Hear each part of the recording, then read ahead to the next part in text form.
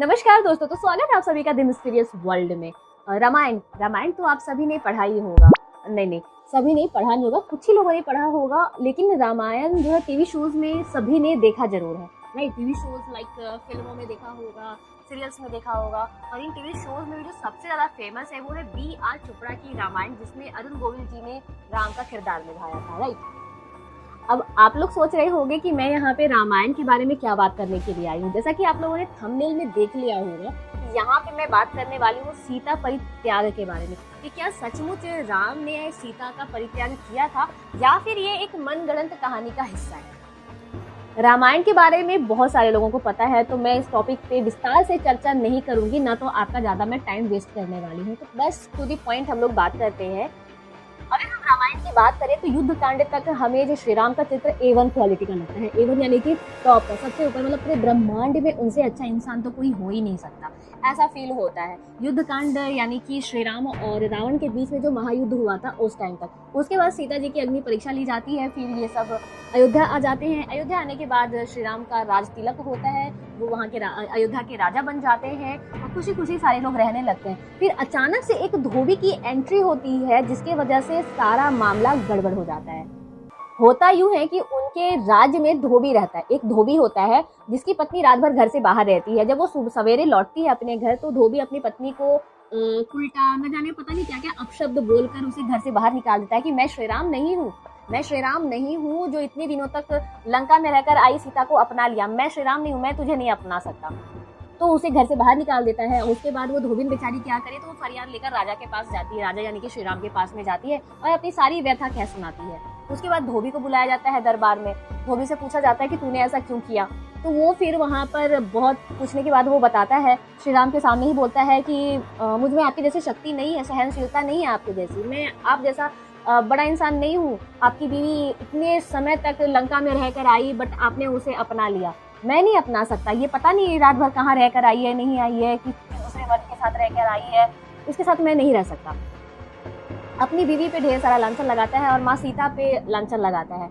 अब उसके बाद क्या होता है, इस धोबी का जो प्रसंग जो सामने आता है, इसके बाद क्या होता है, इसके बाद श्री राम जो है अपने राज्य के लिए, कि राज्य में गलत मैसेज ना जाए, इसके लिए सीता को वनवास भेज देते हैं, वन को भेज देते हैं। और वन किसके साथ भेजते हैं, लक्ष्मण के साथ। लक्ष्मण रथ पे बिठाकर सीता को ले जाते हैं और वन में छोड़ देते हैं। ये कहते हैं कि सीता की आज्ञा है कि अब से आप यही वन में रहेंगी।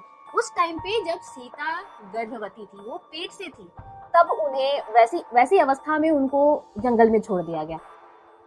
अब यहाँ पर दूसरी कहानी भी ये है कि जब ये धोबी का प्रसंग सामने आया, ये सब कुछ हुआ, तो श्री राम जो है कंफ्यूजन में थे कि मैं क्या करूं। तो माता सीता ने कहा कि मुझे गुरु पत्नियों के साथ में रहने की इच्छा है, तो कुछ टाइम के लिए मुझे आप वन छोड़ दीजिए। इससे क्या होगा कि राज्य का भला भी हो जाएगा और मेरी जो इच्छा है वो भी पूरी हो जाएगी।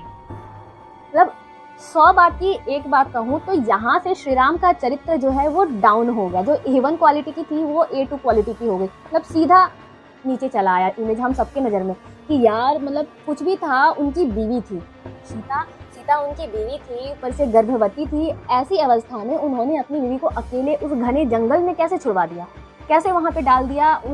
कुछ नहीं, उनको कोई व्यवस्था नहीं दी, कुछ नहीं दिया। एक धोबी के बात में आकर के उन्होंने ऐसा कर दिया। क्या ये सच है? तो ये बिल्कुल भी सच नहीं है। अगर हम मूल रामायण की बात करें, जो कि वाल्मीकि द्वारा रचा हुआ है, महर्षि वाल्मीकि, जो कि श्री राम के समकालीन थे, समकालीन यानी कि उन्हीं के समय के थे। महर्षि वाल्मीकि द्वारा रचित मूल रामायण जो है, इसमें सिर्फ युद्ध कांड तक ही मेंशन किया गया है। युद्ध कांड के बाद कोई कांड नहीं है। युद्ध कांड यानी कि जब राम रावण के बीच में युद्ध हुआ था, उसका वध कर दिया गया, विभीषण का राज तिलक करा दिया गया, लंका का राजा घोषित कर दिया गया। उसके बाद सभी लोग जब अयोध्या आ गए, तब सभी श्री राम का राज तिलक हुआ। उसके बाद सभी खुशी खुशी रहने लगे। उसके बाद ही समाप्त कर दिया गया रामायण को। तो अब आप लोग सोच रहे होंगे ये उत्तरकांड कहाँ से आया। अगर उत्तरकांड महर्षि वाल्मीकि द्वारा लिखी गई है ही नहीं, तो टीवी शोज में भले ये दिखा रहे हैं मिर्च मसाला लगाकर, मतलब मिर्च मसाला के तौर पर ये उत्तरकांड, मतलब जो ये आधुनिक काल का जो रामायण है, ये है उत्तरकांड। ये कब बना? ये तब बना है जब बौद्ध धर्म का प्रचार प्रसार बहुत तेजी से हो रहा था, बौद्ध धर्म का।